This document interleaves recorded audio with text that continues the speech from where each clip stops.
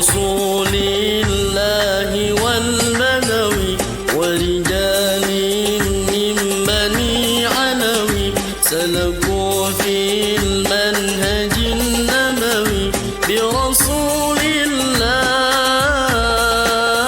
الله والبدوي برسول الله والبدوي ورجال من بني علوي سلكوا في المنهج النبوي برسول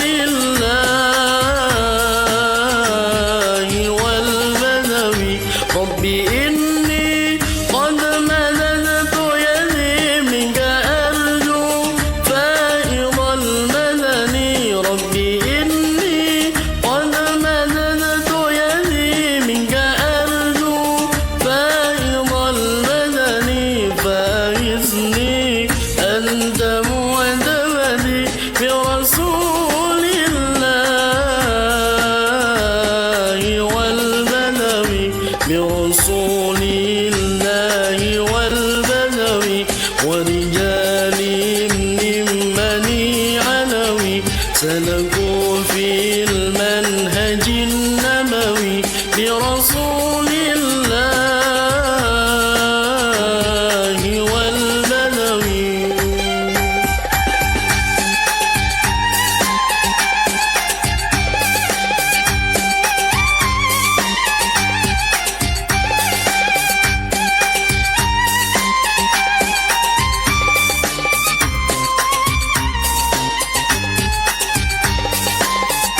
كنت بالأعتاب معترفا لعلي ذنبي معترفا كنت بالأعتاب معترفا لعلي ذنبي معترفا للبحار الفضل معترفا برسول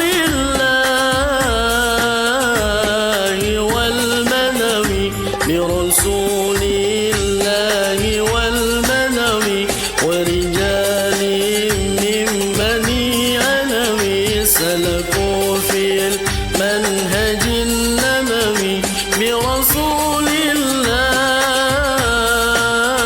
الله والبدوي ربي إني قد مددت يدي منك أرجو فائض المدني ربي إني قد مددت يدي منك أرجو فائض المدني فاغثني أنت معتمدي برسول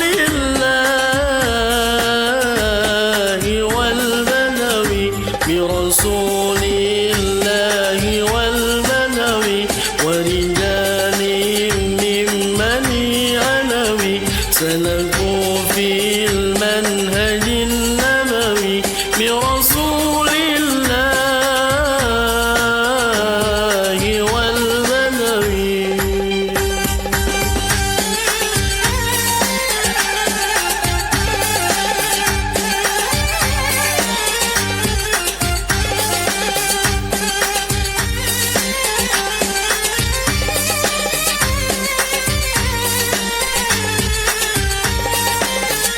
برسول الله والبدوي ورجال من بني علوي سلكوا في المنهج النبوي برسول الله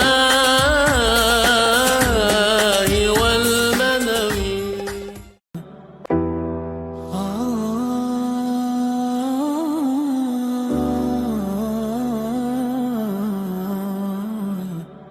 Assalamualaikum warahmatullahi wabarakatuh. A'udzubillahi minasyaitonirrajim. Bismillahirrahmanirrahim. Perkenalkan, di sini saya Bu Nabila Qatrunada selaku guru sejarah kebudayaan Islam dan Aswaja di Madrasah Aliyah Darul Ulum Warup. Di sini Bu Nabila akan menjawab pertanyaan-pertanyaan yang telah masuk dari Sobat Madua.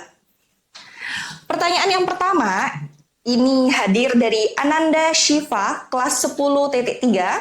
Pertanyaannya yang pertama yaitu, Jika orang istihadoh, apakah boleh membaca Al-Quran? Jawabannya adalah boleh. Ya. Jadi yang perlu kita pahami untuk saat ini adalah darah istihadoh itu berbeda dengan darah haid dan juga darah nifas. Ya. Kalau darah haid itu adalah darah yang keluar rutin setiap bulan bagi kaum wanita. Sedangkan kalau nifas itu darah yang keluar setelah perempuan itu melahirkan. Dan ketika kita haid atau nifas, kita dilarang untuk sholat dan juga puasa Ramadan dan juga beberapa ibadah yang lain. Sedangkan istihadoh ini diartikan sebagai darah penyakit atau darah yang keluar di masa-masa suci kita. Maka hukumnya orang istihadoh ini sama seperti wanita yang suci. Maka perempuan yang istihadoh itu masih wajib menjalankan ibadah sholat 5 waktu, puasa Ramadan, dan mereka juga diperbolehkan melaksanakan ibadah-ibadah sunnah.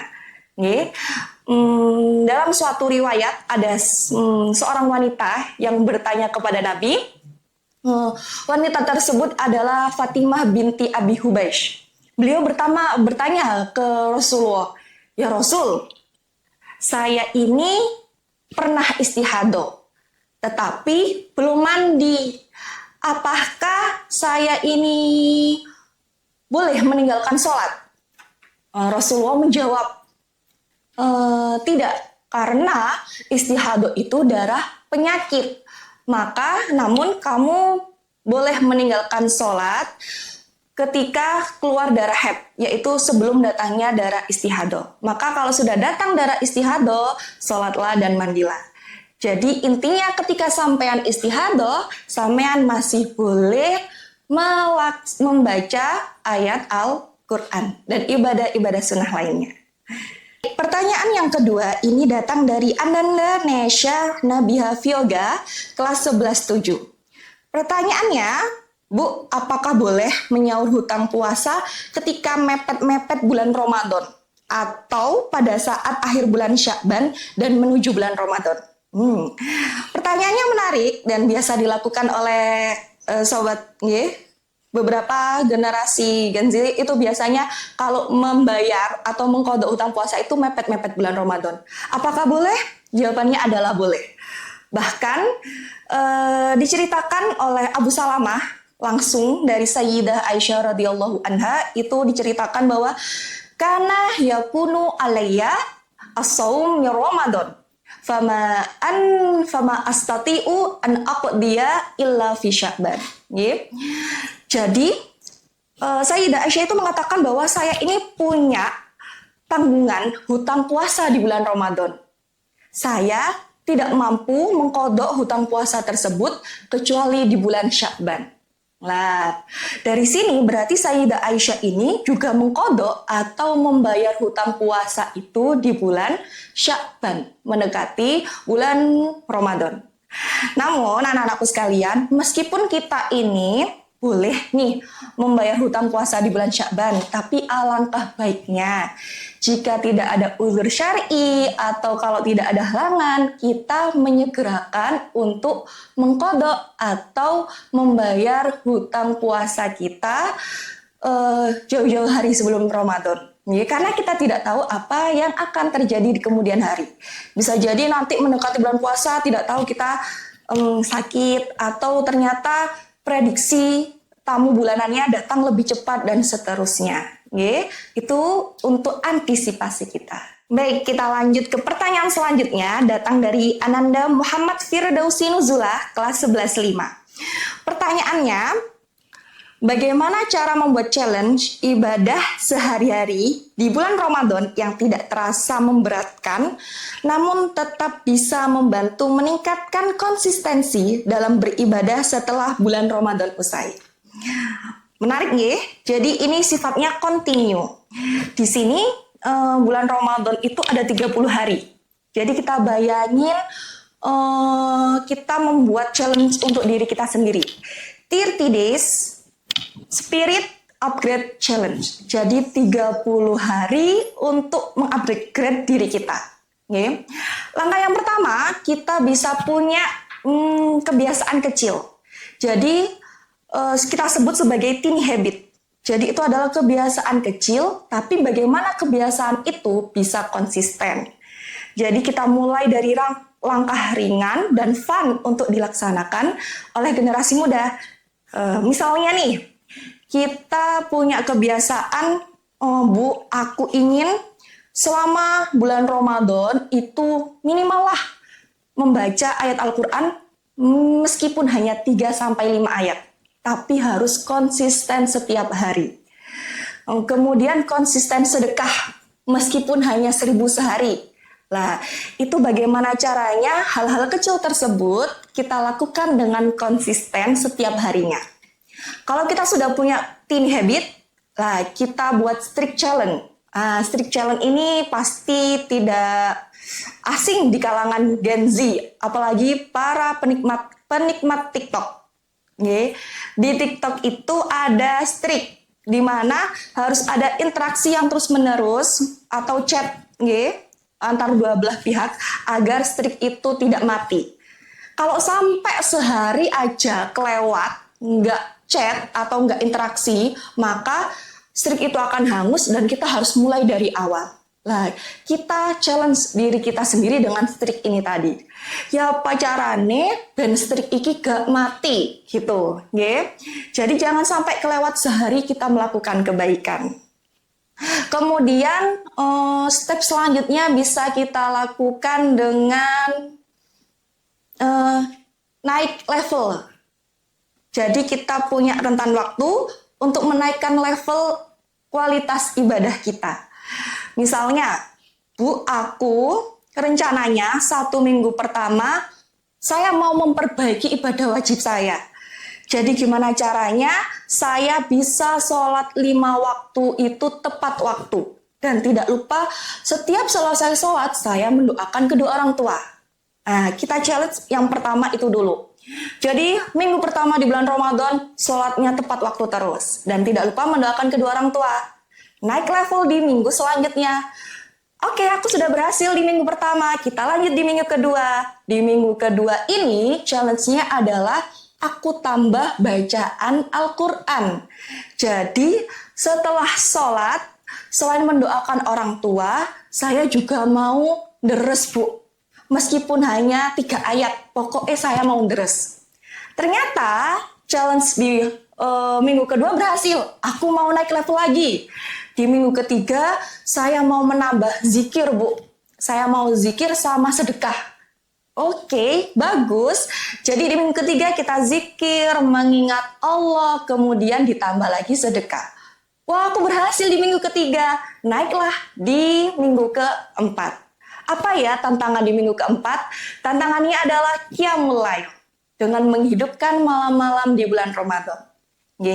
Jadi kita mulai perubahan-perubahan istiqomahan kita melalui hal-hal kecil. Karena menurut penelitian itu, kita mulai sesuatu dari hal yang ringan dan fun, tapi konsisten.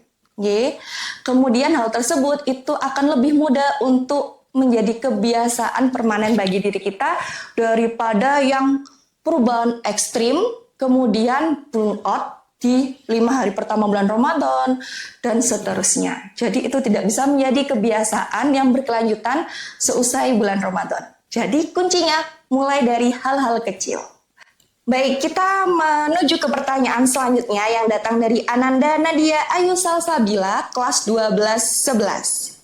Pertanyaannya, keramas saat puasa apakah boleh? Oke, menarik ya. Keramas saat puasa itu lagi panas-panasnya. Apakah boleh kita itu keramas? Jawabannya adalah boleh.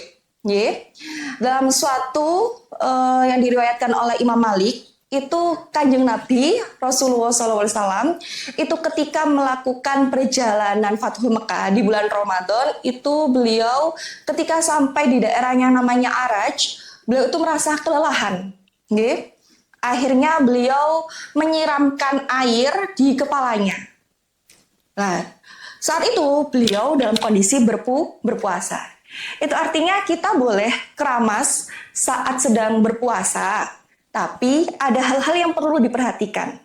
Jadi ketika keramas kita perlu berhati-hati dan memperhatikan agar air yang kita gunakan untuk keramas itu tidak masuk ke lubang-lubang yang dilarang kemasukan air ketika berpuasa, seperti halnya ke lubang hidung, mulut, telinga, dan lubang-lubang lainnya yang dilarang kemasukan saat bulan puasa. Jadi tetap boleh tapi harus berhati-hati. Baik, itu tadi beberapa pertanyaan yang bisa Bu Nabila jawab dalam kesempatan kali ini. Bu Nabila akhiri untuk pertemuan kita kali ini. Apabila ada salah kata, Bu Nabila mohon maaf. Sampai jumpa di pertemuan selanjutnya. Sebelum diakhiri, Bu Nabila punya pantun. Pergi ke pasar beli kurma, jangan lupa membeli air kelapa. Bulan Ramadan memang sebentar saja, namun semoga kebaikannya bisa kita bawa selamanya. Sekian dari Bu Nabila, ihdinas siratal mustaqim. Syukron wa dumtum fil khairi wal barakati wan najah. Wassalamualaikum warahmatullahi wabarakatuh.